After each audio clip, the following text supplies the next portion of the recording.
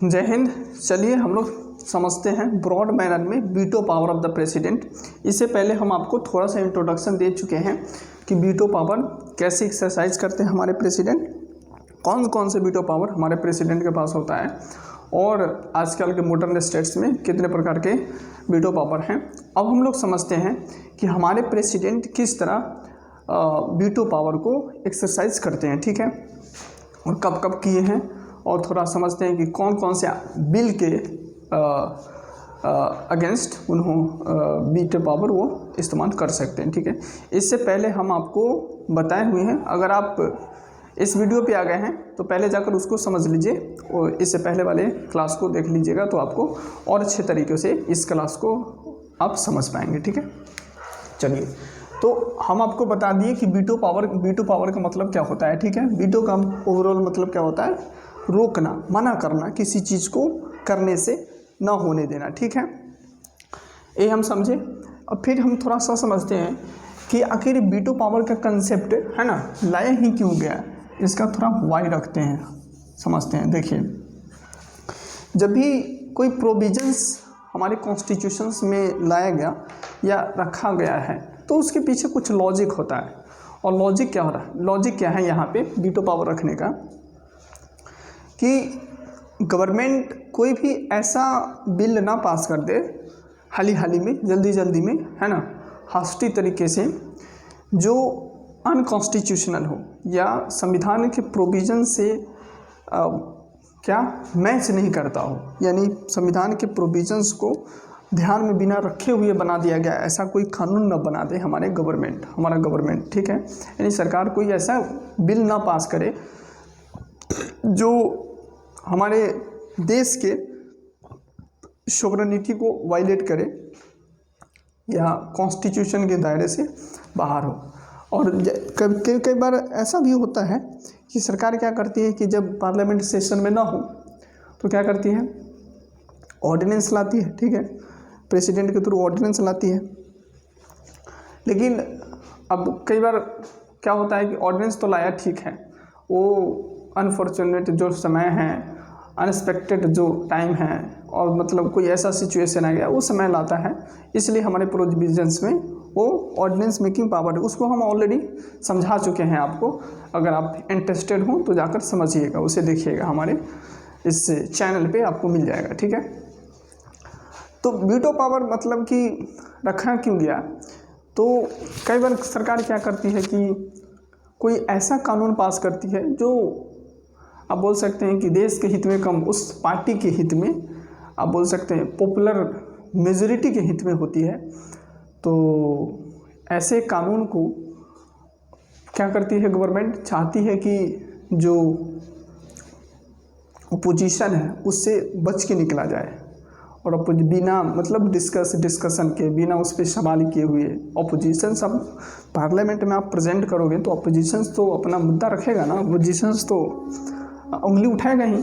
अगर कोई ऐसा कानून है जो संविधान से छेड़छाड़ कर रहा है ना, जो प्रोविजंस को वायलेट कर रहा है, तो इन सारी चीज़ों से बचने के लिए गवर्नमेंट क्या करती है कि जल्दी से फटाफट तरीके से लाया, है ना, जब पार्लियामेंट के सेशन ख़त्म होने वाली हो तब 60 दिन लाया और फटे दिन पास करवाया और उसको बिल को एक्ट बना दिया।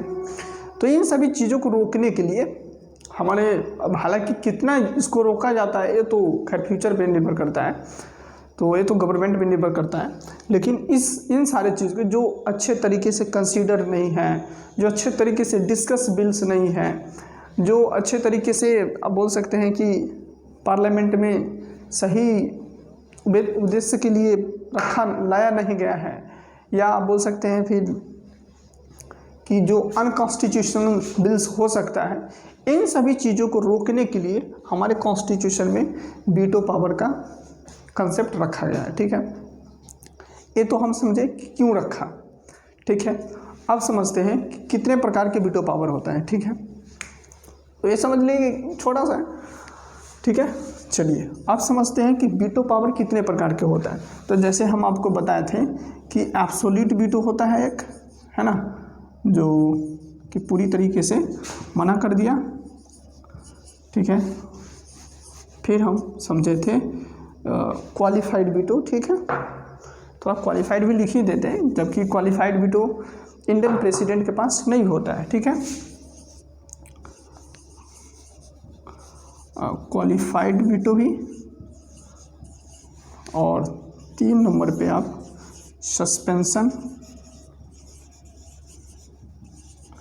सस्पेंशन वीटो, ठीक है। सस्पेंशन नहीं, सस्पेंसिव होता है, सॉरी,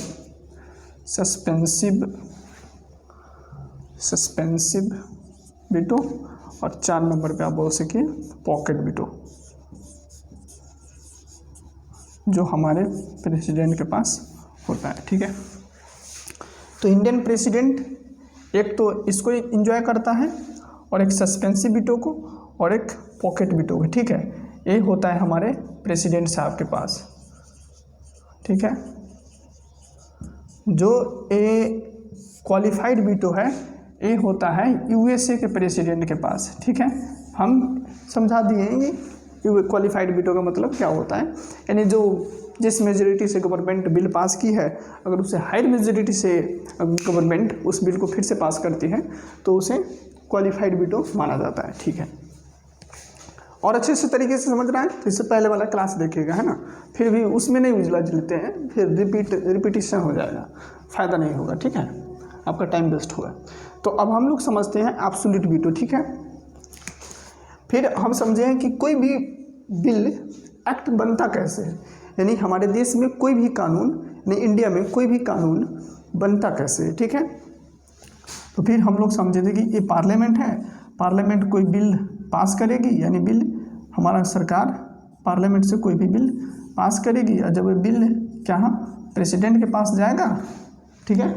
तो प्रेसिडेंट के पास आर्टिकल 111 में उनके पास 3 अल्टरनेटिव्स है। एक तो एसेंट देंगे, है ना, या तो एसेंट दे दे, और नहीं तो विथहोल्ड कर दे, यानी मना कर दे, है ना, विथहोल्ड कर दे, या तो वो क्या करे, रिटर्न कर दे। अगर रिटर्न कर दे रहे हैं तो फिर से क्या करेगी हमारी सरकार, पास करेगी उसी सिंपल मेजोरिटी से जिस सिंपल मेजोरिटी से पहले उस बिल को पास किया है, ठीक है। चलिए, इतना समझ गए। अब समझिए एब्सोल्यूट वीटो थोड़ा ब्रॉड मैनर में, जैसे कि एब्सोल्यूट वीटो लागू कहाँ करेंगे हमारे प्रेसिडेंट, किस बिल के अगेंस्ट कर सकते हैं। तो जैसे मान लीजिए कि कोई प्राइवेट मेंबर पर्सन, कोई प्राइवेट मेंबर बिल है। प्राइवेट मेंबर मतलब क्या होता है कि जो काउंसिल ऑफ मिनिस्टर्स का पार्ट नहीं है, जो मिनिस्टर्स नहीं है, ठीक है, पार्ट नहीं, सॉरी, जो मिनिस्टर्स नहीं है उसको प्राइवेट मेंबर बोला जाता है, ठीक है। यानी जो गवर्नमेंट का आप बोल सकते हैं, जो गवर्नमेंट से जुड़ा हुआ मिनिस्टर्स नहीं है उससे प्राइवेट मेंबर बोला जाता है, ठीक है। तो यानी जो मिनिस्टर्स नहीं है, अब जितने भी हमारे गवर्नमेंट में जितने भी हमारे जो भी मेंबर्स होते हैं, उन सभी लगभग उन सभी के पास कोई ना कोई मिनिस्ट्रीज होते ही हैं। कोई आप स्टेट्स मिनिस्टर होता है या कोई सपोर्टिव होता है, लेकिन होता ही है ना। तो जो मिनिस्टर्स नहीं है उसको प्राइवेट मेंबर बोला जाता है, ठीक है। तो जब भी कोई प्राइवेट मेंबर पर्सन मेंबर जब कोई बिल लाता है, तो अगर गवर्नमेंट को लगता है कि ये बिल यार तुम क्यों ला रहे हो भाई, सरकार मेरी है और काहे को बीच में मतलब ज़्यादा हवाबाजी कर रहे हो, तो मैं लाऊं तो थोड़ा सा बात बनती है, लगता है कि सरकार ने लाया, तो उस तरीके में लगता है गवर्नमेंट को कि भाई साहब कुछ ज़्यादा कर रहे हो, तो चुपके से प्रेसिडेंट को बोल दिया कि एसेंट ना दीजिएगा, है ना। तो क्या किया, प्रेसिडेंट साहब मना कर दिए, एसेंट नहीं दिए, विथहोल्ड कर दिए, है ना। यानी जब प्रेसिडेंट मना कर देता है, यानी कि जब प्राइवेट मेंबर बिल आता है तो या तो बिल पास नहीं हुआ, अगर बिल पास हो गया तो गवर्नमेंट के अगर लगा कि यार ठीक नहीं है, तो प्रेसिडेंट साहब को थोड़ा हिंट दिए, तो प्रेसिडेंट साहब अगर मना कर दिए तो बिल हो गया एब्सोल्यूट वीटो। उस पर क्या हमारे प्रेसिडेंट एब्सोल्यूट वीटो एक्सरसाइज की, ठीक है, यानी मना कर दिए, पूरी तरीके से मना कर दिए। अब एक और एग्जांपल लीजिए, मान लीजिए ये तो हो गया प्राइवेट मेंबर बिल। दूसरा लीजिए, मान लीजिए कि कोई गवर्नमेंट है, जो गवर्नमेंट, मान लीजिए कि अभी जो हमारी करंट गवर्नमेंट एग्जिस्टिंग सरकार है, मान लीजिए को कोई बिल लाता है, ठीक है।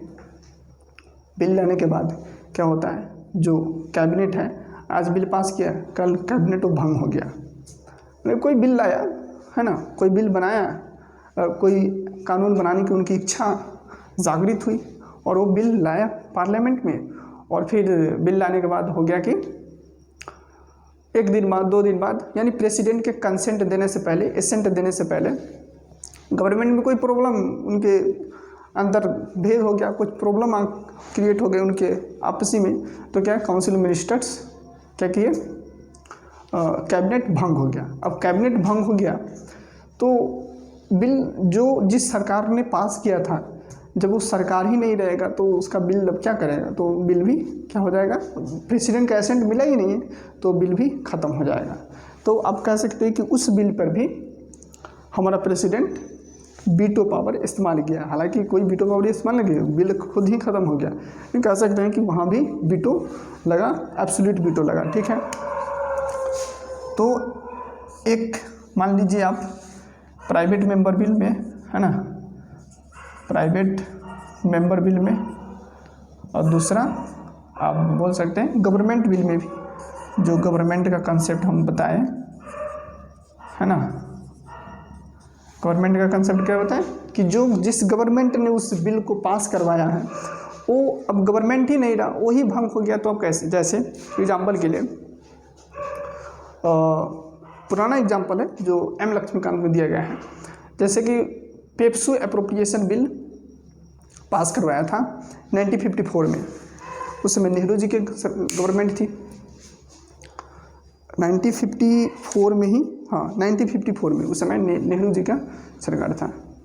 तो 1954 में जब पेप्सू एप्रोप्रिएशन बिल हमारी पार्लियामेंट से जब पास हुआ, तो उस समय पेप्सू जो स्टेट्स था, पंजाब वाली, पंजाब साइड से उस समय जितना भी था, तो वो सारे जितने भी पंजाब का रीजन था उस समय वो सब पेप्सू स्टेट्स में आता था। रीजन्स पूरा पंजाब नहीं, अब कितना आता था वो एरिया वाइज डिपेंडेंट करता है। तो पेप्सू एप्रोप्रिएशन बिल पास किया, उस समय पेप्सू स्टेट्स में क्या था कि प्रेसिडेंट रूल लागू था। तो आपको मालूम है कि जब प्रेसिडेंट रूल जब किसी भी स्टेट्स में लागू होता है तो वहाँ का जितना भी लेजिस्लेटिव पावर होता है वो सब क्या होता है, हमारे पार्लियामेंट के पास आ जाता है, ठीक है, और इनडायरेक्ट हमारा प्रेसिडेंट एक्सरसाइज करता है। तो पेप्सू एप्रोप्रिएशन बिल पास किया क्योंकि वहाँ पे प्रेसिडेंट रूल था। तो जब बिल पास हो गया पार्लियामेंट से, जब प्रेसिडेंट के एसेंट से पहले क्या हुआ कि वहाँ से प्रेसिडेंट रूल ख़त्म हो गया।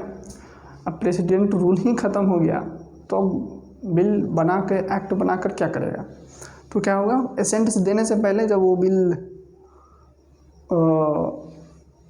क्या हुआ कि एसेंट देने से पहले वहाँ से प्रेसिडेंट रूल ख़त्म हो गया।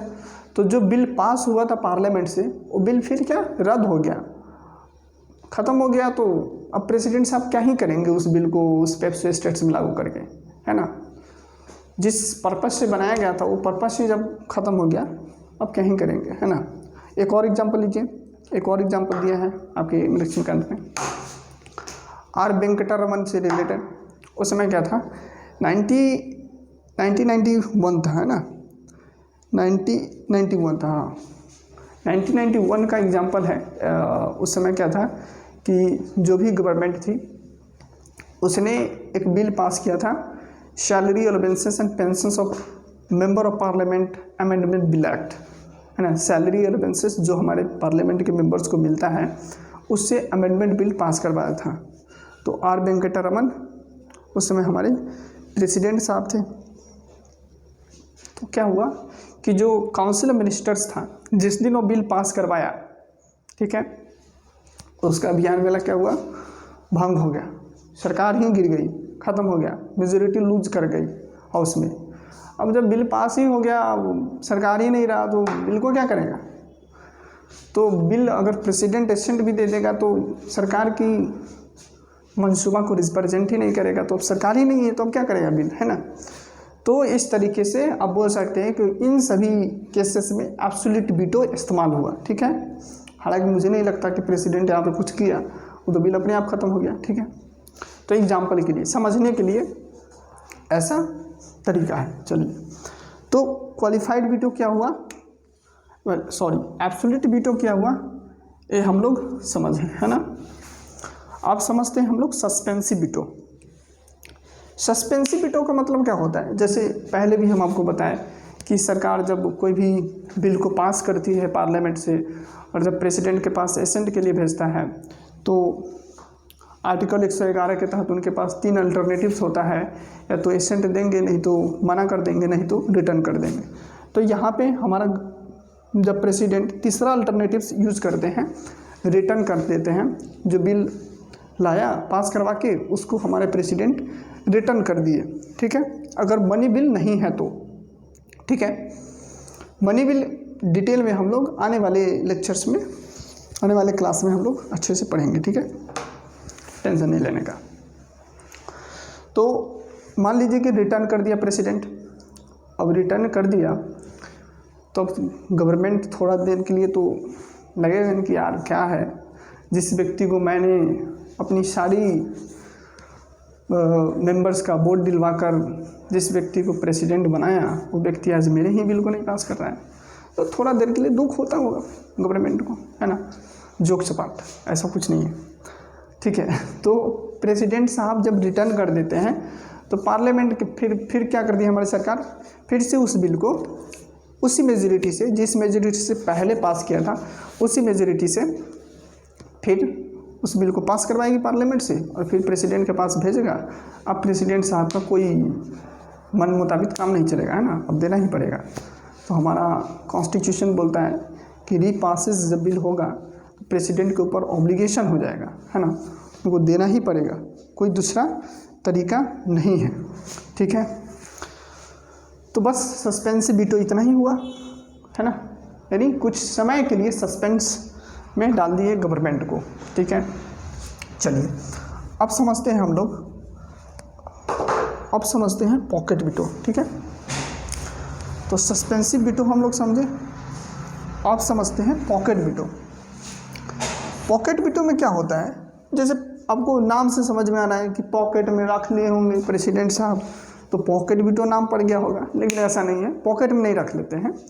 देखिए पॉकेट वीटो का मतलब क्या होता है कि जब गवर्नमेंट कोई बिल पास करती है, ठीक है, जैसे एग्जांपल के लिए, जैसे 1982 कब की बात है, 1986 की बात है, ठीक है। ये भी आपका एग्जांपल एम लक्ष्मीकांत में दिया गया है, तो सब वही एग्जांपल मैं चेप रहा हूँ, मतलब जो एग्जांपल फेमस है उससे बातें समझ में आती है ना, तो ठीक है, हमें समझने से मतलब है। अब चीज़ें क्या हुआ कैसे हुआ उससे कोई मतलब रिलेशन नहीं है, हमें समझने से मतलब है कि जो चीज़ें समझ में आनी चाहिए कि इसका मतलब क्या होता है, ठीक है। बाकी तो लिखा ही दुनिया में हर चीज़, बहुत एग्जांपल्स है। चलिए, तो 1986 में क्या हुआ कि हमारी जो उस समय की राजीव गांधी की सरकार थी, तो राजीव गांधी की सरकार पास किया एक bill, Indian post office amendment bill. तो Indian post office amendment bill, है ना, वही है Indian post office amendment bill, ठीक है। जब Indian post office amendment bill pass किया तो भेजा प्रेसिडेंट साहब के पास कंसेंट के लिए, क्योंकि बिल पास किया तो उस समय उनका क्रिटिसिज्म भी बहुत हुआ, क्योंकि उन्होंने फ्रीडम ऑफ प्रेस वगैरह इस सब पर थोड़ा सा क्या किया, थोड़ा बढ़कर एक कदम आगे रखे थे, तो थोड़ा उनका क्रिटिसिज्म भी हुआ, है ना। तो सेंसरशिप वगैरह के मतलब थोड़ा सा उनका दिमाग वहाँ ठीक ठाक था, इसलिए वो कर रहे थे ऐसा। तो प्रेसिडेंट उस समय आर वेंकटा रमन ही प्रेसिडेंट थे। अब प्रेसिडेंट साहब वो जो 2 केस पहले बताया है 1954 वाले पेप्सी अप्रोप्रिएशन बिल में, उस समय हमारे डॉक्टर राजेंद्र प्रसाद थे और एक और थे उस समय जब 1991 में पास हुआ था pension allowances of member of parliament amendment bill, उस समय हमारा आर वेंकटा रमन ही प्रेसिडेंट थे और यहाँ भी आर वेंकटा रमन ही प्रेसिडेंट हैं। तो बिल को हमारी सरकार ने प्रेसिडेंट साहब के पास भेजा एसेंट के लिए। अब प्रेसिडेंट साहब ने क्या किया कि बिल को रख लिया और ना हूँ ना हाँ ना छिक न छाक, मतलब ना आगे ना पीछे ना ऊपर नीचे, जहाँ फाइल में घुसा के रखे वहीं बिल रखा रह गया। तो पॉकेट वीटो मतलब क्या होता है, इनडेफिनिट समय तक, है ना, मतलब कोई समय मेंशन नहीं है हमारे कॉन्स्टिट्यूशन में, तो इसलिए लोग अपना फ़ायदा उठाता है, हमारे जो प्रेसिडेंट होता है उसका फ़ायदा उठाता है। तो इनडेफिनिट टाइम तक, यानी कोई लिमिट नहीं, वो 2 साल 4 साल जब तक मन करे प्रेसिडेंट साहब को रखे। तो उन्होंने इनडेफिनिट समय तक रखा। उसके बाद जो नेक्स्ट गवर्नमेंट आई तो फिर उसको वापस कर दिया, और वापस कर दिया तो नेक्स्ट गवर्नमेंट को इंटरेस्ट नहीं दिखाया उसको फिर से पास करने में, तो वो भी बिल रद्द हो गया। ठीक है, इंडियन पोस्ट ऑफिस वाले। तो यहाँ पे पॉकेट वीटो इस्तेमाल हुआ। पॉकेट वीटो क्या कि इनडेफिनिट टाइम तक प्रेसिडेंट साहब को बिल भेजे हैं एसेंट के लिए, अब ना तो पॉजिटिव एक्शंस ले रहे हैं या नहीं तो मतलब एसेंट दे रहे हैं, नहीं तो माना कर रहे हैं और नहीं रिटर्न कर रहे हैं, चुपचाप जैसे कि तैसे मोड़ कर मार कर हम लोग दिए थे वैसे उसी तरह अलमारी में रखा हुआ है ना। तो इसको बोला जाता है पॉकेट वीटो। यानी अब बोल सकते हैं कि यहाँ पे हमारा प्रेसिडेंट क्या किया, पॉकेट वीटो का इस्तेमाल किया। ठीक है, तो यही मतलब होता है पॉकेट वीटो का कि बिना टाइम लिमिट का मन मर्जी तो नहीं, मतलब उनको अच्छा लगता है, अब जो भी हो उनका प्रॉब्लम, तो मैक्सिमम टाइम पीरियड तक अपना बिल पे बैठे रहते हैं। ठीक है, चलिए, तो इतना समझ लिए आप लोग। अब एक चीज़ और समझ लीजिए, वो क्या है कि जितना भी ये चीज़ हम लोग समझे हैं, ठीक है, एक चीज़ और समझिए कि जब भी कोई हमारा गवर्नमेंट बिल पास करती है जो अमेंडमेंट से रिलेटेड हो, कॉन्स्टिट्यूशनल अमेंडमेंट बिल कोई होता है, तो उसमें पार्लियामेंट हमारे प्रेसिडेंट के पास, जब भी कॉन्स्टिट्यूशनल अमेंडमेंट बिल जब पास होता है तो कॉन्स्टिट्यूशनल अमेंडमेंट बिल जब हमारा सरकार पास करेगी पार्लियामेंट से, तो प्रेसिडेंट को ऊपर ऑब्लिगेशन होता है कि वो देगा ही देगा एसेंट, है ना। क्यों? क्योंकि 24th कॉन्स्टिट्यूशनल अमेंडमेंट एक्ट के थ्रू जो 1971 में हमारी इंदिरा मैडम की थी, तो हमारा इंदिरा मैडम की थी, तो उन्होंने इस प्रोविज़न, इस कॉन्स्टिट्यूशनल अमेंडमेंट के थ्रू प्रेसिडेंट के ऊपर ऑब्लिगेशन बना दिया कि जो कॉन्स्टिट्यूशनल अमेंडमेंट होगा बिल, उसको प्रेसिडेंट को एसेंट देना ही पड़ेगा। ठीक है, तो अगर आपसे अगर एग्जामिनेशन में पूछे तो बोलिए भैया कि प्रेसिडेंट के पास कोई दूसरा ऑप्शंस नहीं, उनको देना ही पड़ेगा, रो के दे, हंस के दे या जोक मार के दे, ठीक है, देना ही पड़ेगा। चलिए, अब एक चीज़ और समझ लीजिए कि जब बिल हमारा पास होता है स्टेट लेजिस्लेटिव असेंबली से, मतलब एक मिनट रुकिए, थोड़ा बोर्ड हमारा थोड़ा है ना पुराना मॉडल के है, ठीक है, तो इसमें थोड़ा मिटने में थोड़ा दिक्कत होती है। देखिए, जब लेजिस्लेटिव असेंबली, जब कोई bill legislative assemblies of state यानी विधानसभा, जब किसी भी स्टेट का जब विधानसभा पास करती है कोई बिल, तो गवर्नर के पास भेजते हैं एसेंट के लिए, क्योंकि पार्लियामेंट्री सिस्टम हमारे स्टेट्स में भी है। जिस तरह हमारे सेंटर में पार्लियामेंट्री सिस्टम काम करता है, उसी तरह हमारे स्टेट में भी पार्लियामेंट्री सिस्टम, अब देखते हैं कि वहाँ भी चीफ मिनिस्टर होता है, गवर्नर होता है ना, वही सिस्टम भी हमारा स्टेट्स में भी यानी प्रोविंसेस में भी काम करता है। तो जब विधानसभा कानून जब कोई पास करती है, यानी विधानसभा से जब हमारी सरकार, जो स्टेट्स का सरकार होता है, पास करवाती है, तो उसको गवर्नर के लिए क्या एसेंट के लिए भेजता है। ठीक है, अब गवर्नर के लिए भेजते हैं गवर्नर साहब के पास भेजे। तो जिस तरह प्रेसिडेंट के पास आर्टिकल 111 में 3 अल्टरनेटिव्स हैं, उसी तरह गवर्नर के पास भी आर्टिकल 200 में इनके पास भी 3 अल्टरनेटिव्स हैं। वही 3 अल्टरनेटिव्स में क्या है, क्या तो एसेंट करेंगे, है ना, 1 मिनट 1 सेकेंड, इसको हटाने दीजिए।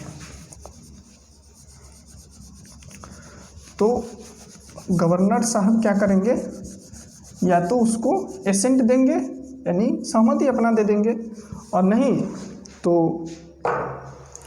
गवर्नर साहब क्या करेंगे, या तो एसेंट दिए, नहीं तो विथहोल्ड करिए यानी मना कर दिए, और नहीं तो रिटर्न कर दिए, है ना।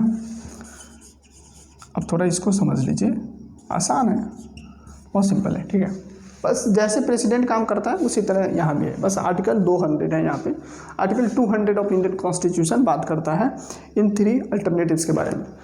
तो जब लेजिस्लेटिव असेंबली पास करता है कोई भी बिल को और प्रेसिडेंट गवर्नर के पास भेजता है, तो गवर्नर क्या करेंगे, या तो एसेंट दे देंगे, एसेंट दे देगा तो बिल पास हो जाएगा, तो एक्ट बन जाएगा, और मना कर देंगे तो एक्ट नहीं बनेगा, कानून रद्द हो जाएगा, बिल एक्ट हो जाएगा, बिल रद्द हो जाएगा, ठीक है। और रिटर्न कर दिए तो फिर क्या करेगा, फिर से हमारा लेजिस्लेटिव असेंबली उस बिल को पास करेगा, ठीक है। मान लीजिए कि कोई बिल हमारा लेजिस्लेटिव असेंबली पास किया और इन दोनों प्रोसेस में तो ठीक है, लेकिन रिटर्न जब कर दिए, मान लीजिए कि हमारे गवर्नर साहब उसको एसेंट देने से अगर मनी बिल नहीं है तो उसको रिटर्न कर दिया, यानी एसेंट भी नहीं दिया और मना भी कर दिया, ठीक है। मना भी कर सकते हैं, एसेंट भी दे सकते हैं, मना भी कर सकते हैं और रिटर्न भी कर सकते हैं। तो मान लीजिए उनको मन में इच्छा हुआ कि अब की बार रिटर्न ही कर देते, नहीं देता, ठीक है, अगर मनी बिल नहीं है तो, ठीक है। क्योंकि मनी बिल, जैसे हम आपको बताएं कि मनी बिल पार्लियामेंट में या स्टेट लेजिस्लेटिव असेंबलीज में कब इंट्रोड्यूस होता है, गवर्नर या प्रेसिडेंट के प्रायर रिकमेंडेशन होता है, पहले उनसे पूछा जाता है, ठीक है, कि पिताश्री मैं खेलने जाऊं या ना जाऊं, ठीक है। इससे पहले वाले वीडियो में एग्जांपल देकर समझाए थे आपको जो। तो अगर मान लीजिए रिटर्न कर दिया है बिल को हमारा गवर्नर साहब, तो क्या करेगा, लेजिस्लेटिव असेंबली फिर से उस बिल को पास करेगा, ठीक है, उसी मेजोरिटी से जैसे पार्लियामेंट किया। अगर यूनिकैमरल है यानी अगर 2 वहाँ पे हाउस है, जैसे एक होता है विधानसभा, एक विधान परिषद होता है। अब किसी स्टेट्स में होता है, किसी स्टेट्स में एक ही हाउस होता है, तो अगर दोनों हाउस है तो दोनों हाउस से पास करो, अगर एक हाउस है तो एक ही हाउस से पास करो, कोई बात नहीं है। तो फिर से पास किया लेजिस्लेटिव असेंबली से, और फिर गवर्नर साहब को हमारे भेज दिया। अब गवर्नर साहब के पास फिर भेजा वो बिल एसेंट के लिए। अब गवर्नर साहब के मन में क्या है, खुरपाती है, मतलब खुरपाती क्या, अगर इनको लग रहा है, अब एक केस हम करंट वाला जो समझाते हैं, ठीक है, कि तमिलनाडु के साथ क्या हुआ, तमिलनाडु का गवर्नर क्या कर रहा है, ठीक है। अब लेकिन उससे पहले ये समझिए कि अगर गवर्नर को लगा, जो बातें लिखी गई हैं हमारे कॉन्स्टिट्यूशन में, गवर्नर को लगा कि अगर कोई ऐसा कानून हमारा जो लेजिस्लेटिव असेंबली है वो बना रहा है जो अनकॉन्स्टिट्यूशनल है या कॉन्स्टिट्यूशन के दायरे से बाहर है, या जो सेंटर का जो जुरिडिक्शन है उसको ओवरराइड करने की कोशिश कर रहा है, यानी उसको सेंटर के जुरिडिक्शन में घुसने की प्रयास कर रहा है, ठीक है। तो इन सभी केसेस में क्या करें, जो या नेशनल इंपॉर्टेंस का है उस पर अगर सेंटर बनाए कानून तो अच्छा रहेगा, और नेशनल सेंटिमेंट्स को ध्यान में रखते हुए अगर इन सभी तरीके का कानून कोई हमारा स्टेट्स बनाता है, स्टेट्स गवर्नमेंट, तो क्या करेगा, गवर्नर साहब उसको प्रेसिडेंट के कंसिडरेशन के लिए रिजर्व कर लेंगे, है ना, प्रेसिडेंशियल कंसिडरेशन के लिए। किधर लिखे भाई साहब, 1 मिनट, इसको भी हटाते हैं, ठीक है। तो प्रेसिडेंशियल कंसिडरेशन के लिए मान लीजिए कि हमारे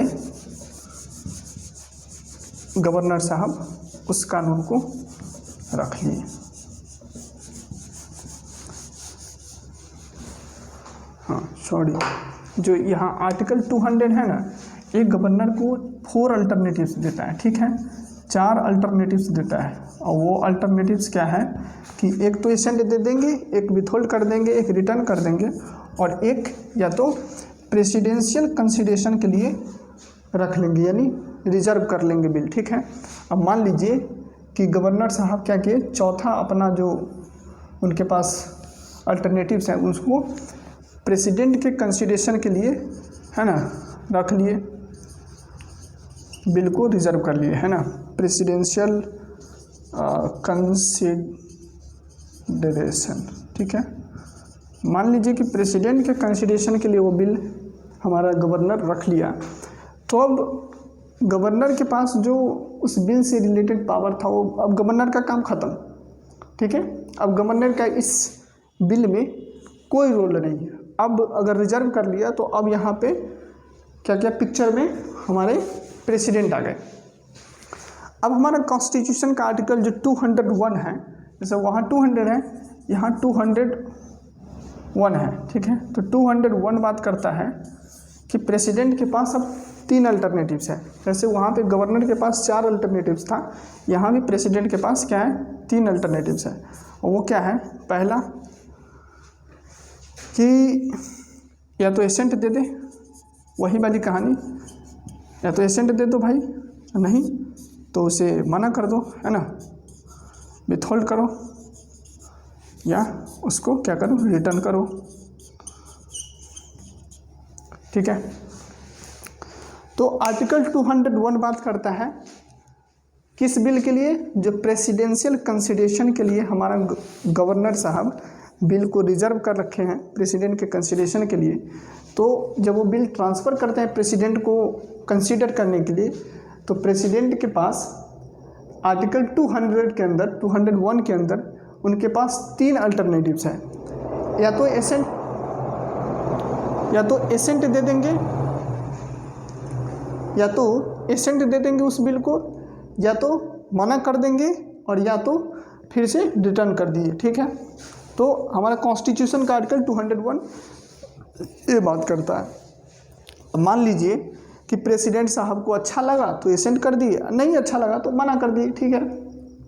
मना कर दिए तो फिर क्या, फिर लेजिस्लेटिव असेंबली से पास करेगा गवर्नमेंट, फिर प्रेसिडेंट के पास भेजेगा। अगर फिर अच्छा लगा उनको, अगर कि अच्छा तरीके से फिर से बिल को अच्छे से, है ना, अमेंडमेंट वगैरह करके सही से उसको सुधार कर उस बिल को फिर से प्रेसिडेंट के पास भेजा, प्रेसिडेंट एसेंट दे दे मान लीजिए। अगर नहीं, अब मान लीजिए कि प्रेसिडेंट को लगा कि यार क्या एसेंट पेसेंट करते हो, चलो ले जाओ, निकलो यहाँ से, मतलब रिटर्न कर दिए बिल को।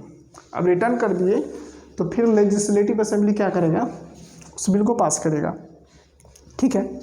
तो जैसे जब रिटर्न कर दिए ना, तो फिर लेजिस्लेटिव असेंबली उस बिल को पास करके प्रेसिडेंट के पावर का जो वीटो पावर का है इनका जो वीटो पावर है उसको ओवरराइड नहीं कर सकता। मतलब प्रेसिडेंट जब लेजिस्लेटिव असेंबली, समझिए बात को, थोड़ी सी मुश्किल है बस, थोड़ा सा यानी 1%। जब प्रेसिडेंट के पास जब लेजिस्लेटिव असेंबलीज कोई बिल भेजा, ठीक है, पास करके, गवर्नर साहब रिजर्व क्योंकि कर लिए थे, तो प्रेसिडेंट के पास वो पावर आ गया आर्टिकल 201 के अंदर, और वो उनके पास 3 अल्टरनेटिव्स हैं। ये तो अब 3 अल्टरनेटिव्स में 2 अल्टरनेटिव्स या तो मना कर दे या तो दे दे, ठीक है। तीसरा अल्टरनेटिव्स है कि रिटर्न कर दे, अगर मनी बिल नहीं है तो रिटर्न कर दे। अगर रिटर्न कर देते हैं तब लेजिस्लेटिव असेंबली उस बिल को फिर से पास करके फिर से अगर प्रेसिडेंट के पास भेजती है उसको एसेंट के लिए, तो अगर प्रेसिडेंट का इच्छा होगा तो देगा एसेंट, और नहीं तो नहीं देगा। यानी प्रेसिडेंट के ऊपर कोई ऑब्लिगेशन नहीं है कि देना ही पड़ेगा, ठीक है। जैसे हम आपको प्रेसिडेंट के बारे में समझाया है कि अगर पार्लियामेंट, स्टेट लेजिस्लेटिव नहीं, यहाँ सेंटर की बात कर रहा हूँ, ठीक है। जैसे सेंटर में हम समझाएं आपको कि अगर कोई बिल को अगर हमारा लेजिस्लेटिव प्रेसिडेंट साहब रिटर्न कर देते हैं, तो अगर उस बिल को फिर से हमारा गवर्नमेंट पार्लियामेंट से पास करता है तो प्रेसिडेंट साहब को देना पड़ेगा, एसेंट देना पड़ेगा, ठीक है। हम समझाए हैं इसको सेंटर में कि सेंट्रल गवर्नमेंट जब जब सेकेंड टाइम यानी रीपास करती है उसी बिल को, तो हमारा प्रेसिडेंट साहब को देना पड़ेगा एसेंट, ठीक है, उनके ऊपर ऑब्लिगेशन होगा कि देना ही पड़ेगा। लेकिन जब स्टेट लेजिस्लेटिव असेंबली जिस बिल को पहले प्रेसिडेंट साहब रिटर्न कर दिए हैं उस बिल को अगर फिर से पास करती है, दोबारा पास करती है, तो प्रेसिडेंट साहब के ऊपर कोई ऑब्लिगेशन नहीं है कि वो फिर से दोबारा वो दे एसेंट या ना दे, ठीक है। अब एग्जाम्पल समझिए, करंट एग्जाम्पल देखिए क्या हुआ कि तमिलनाडु गवर्नमेंट, जो तमिलनाडु में अभी डीएमके की सरकार है ना, तमिलनाडु, तो तमिलनाडु की जो सरकार है अभी डीएमके, और वहाँ पे अभी गवर्नर कौन है, आर.एन. रवि साहब। तो रवि साहब ने क्या किए, तमिलनाडु के गवर्नमेंट ने 12 कानून बनाए, यानी पहले तो 2 कानून बनाए, 2 कानून मतलब 2 बिल पास किया लेजिस्लेटिव असेंबली से और गवर्नर साहब को भेजे, ठीक है, भाई साहब गवर्नर आर.एन. रवि के पास। जब आर.एन. रवि साहब के पास भेजे तो उन्होंने पहले तो एक बिल को एसेंट दे दिया, ठीक है। आजकल एक करेंट इश्यूज है ना, सुप्रीम कोर्ट मार्च में शायद इस केस को सुनने वाला है, तो एक बिल को एसेंट दे दिया, एक बिल को क्या किया, मना कर दिया, ठीक है। फिर क्या किया कि तमिलनाडु गवर्नमेंट फिर से आई थिंक स्पेशल सेशन में, लेजिस्लेटिव असेंबलीज का जो स्पेशल सेशन होता है उसमें 10 बिल पास किया। 10 बिल, कोई भी कानून उनको बनाने की इच्छा होगी क्योंकि सरकार उनका है तो बनाना हो तो उनका फर्ज है ना। तो तमिलनाडु का गवर्नमेंट क्या किया, 10 को कम से कम 10 बिल पास किया। 10 बिल पास करने के बाद हमारे गवर्नर साहब के पास भेजे कि भैया इसको एसेंट दीजिए, है ना, इस पर अपना सिग्नेचर कीजिए, तभी वो कानून बनेगा। क्योंकि पार्लियामेंट्री सिस्टम में यही होता है कि जब तक प्रेसिडेंट या गवर्नर हमारा एसेंट नहीं देंगे, उस पर सिग्नेचर नहीं करेंगे, उसको कंफर्म नहीं करेंगे, तब तक वो कानून नहीं बन पाएगा, ठीक है।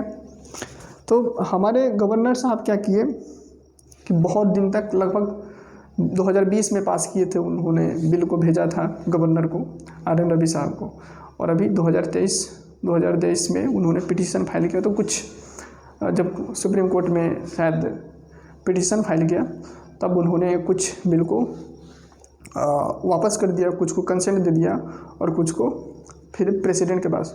तो 3 साल तक उन्होंने बैठा रहा बिल को लेकर, ठीक है, ना तो एसेंट दिया, ना तो विथहोल्ड किया, ना तो रिटर्न किया, ठीक है। और जब कोर्ट में केस चली तब आर.एन. रवि साहब ने क्या किए, उनको मन था नहीं देने का, तो उन्होंने शायद 10 बिल था ना, 10 के 10 बिल को प्रेसिडेंट के लिए रिजर्व कर लिए, उनको नहीं शायद देने की इच्छा था। तो आर.एन. रवि साहब ने प्रेसिडेंशियल कंसिडरेशन के लिए रख लिया, जो आर्टिकल 200 के में अंदर उनको पावर देता है हमारा कॉन्स्टिट्यूशन। अब रख लिए, अब प्रेसिडेंट साहब के पास वो 10 के 10 बिल आया।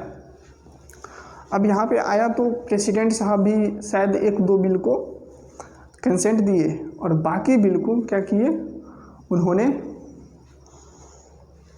मना कर दिए मतलब हाँ मना कर, सॉरी हम केस ही गलत आपको समझा दिए कि यहाँ पे क्या हुआ कि पहले ही गवर्नर ने जब 10 बिल पास करके, हमारा जो तमिलनाडु गवर्नमेंट था उन्होंने जब 10 बिल पास करके भेजा गवर्नर के पास, तो गवर्नर पहले मना कर दिया 10 बिल को, ठीक है, 10 के 10 बिल को एसेंट देने से मना कर दिया। तो फिर दोबारा हमारा जो तमिलनाडु का जो गवर्नमेंट था उन्होंने फिर से बिल को पास किया, 10 के 10 बिल को, और फिर भेजे गवर्नर के पास। क्योंकि दूसरी बार जब गवर्नर भेजता है, जब दूसरी बार कोई भी लेजिस्लेटिव असेंबलीज यानी विधानसभा जब कोई भी बिल को पास करता है दूसरी बार, तो पार्लियामेंट्री सिस्टम में क्या है कि ऑब्लिगेशन होगा प्रेसिडेंट और गवर्नर के पास कि उसको देना ही पड़ेगा एसेंट। लेकिन हमारे कॉन्स्टिट्यूशन का आर्टिकल 200 गवर्नर को एक और अल्टरनेटिव दे रखा है, वो है प्रेसिडेंशियल कंसिडरेशन के लिए बिल रख सकता है ना। तब क्योंकि दोबारा पास किए थे, तब तो गवर्नर साहब के पास एक ही चारा था कि या तो प्रेसिडेंशियल कंसिडरेशन के लिए रखो, क्योंकि अब एसेंट देना ही पड़ेगा, विथहोल्ड तुम कर नहीं सकते हो और रिटर्न कर नहीं सकते हो, क्योंकि दोबारा पास करके गवर्नमेंट ने बिल गवर्नर को भेजा। तो गवर्नर साहब ने दिमाग लगाया कि अपना जो 4 नंबर पे चौथा जो उनके पास पावर है प्रेसिडेंशियल कंसिडरेशन के लिए, तो प्रेसिडेंट के कंसिडरेशन के लिए 10 के 10 बिल को रख लिया। ठीक है, अब जब प्रेसिडेंट के पास गया तो आर्टिकल 201 में उनके पास 3 अल्टरनेटिव्स है ना। तो अगर प्रेसिडेंट साहब को मन किया तो देंगे, नहीं मन किया तो नहीं। अगर यहाँ पे अगर फिर से प्रेसिडेंट साहब अगर रिटर्न कर देते हैं तब फिर मतलब ये चक्कर चलते रहेगा। अब लेजिस्लेटिव असेंबली पास करे, गवर्नर रिटर्न करे, प्रेसिडेंट साहब रिटर्न करे, लेजिस्लेटिव असेंबली पास करे और गवर्नर साहब हमारे प्रेसिडेंट साहब क्या करें, रिटर्न करते रहे। तो इस चक्कर में हमारे जो RN रवि साहब हैं उन्होंने तमिलनाडु गवर्नमेंट को फंसा दिया। तो आई थिंक 10 के बिल में से 1-2 बिल को शायद गवर्नर हमारे प्रेसिडेंट साहब कंसेंट दे दिया और बाकी बिल को ख़त्म, जय श्री राम। तो उसको लेकर अभी सुप्रीम कोर्ट में कुछ दिन बाद सुनवाई होने वाला है ना। तो ये सारी चीज़ हम लोग समझ गए।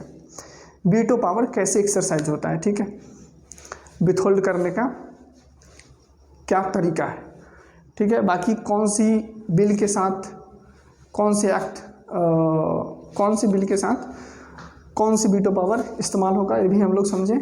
कि सस्पेंसिव वीटो क्या होता है, एब्सोल्यूट वीटो क्या होता है, क्वालिफाइड वीटो क्या होता है, पॉकेट वीटो क्या होता है ना। सबके नाम से समझ जाओगे आप, बहुत आसान है, बहुत आसान है ना। अगर आपको ना समझ में आए फिर से रिमाइंड करके देखिए वीडियो, पक्का समझ में आएगा, ठीक है।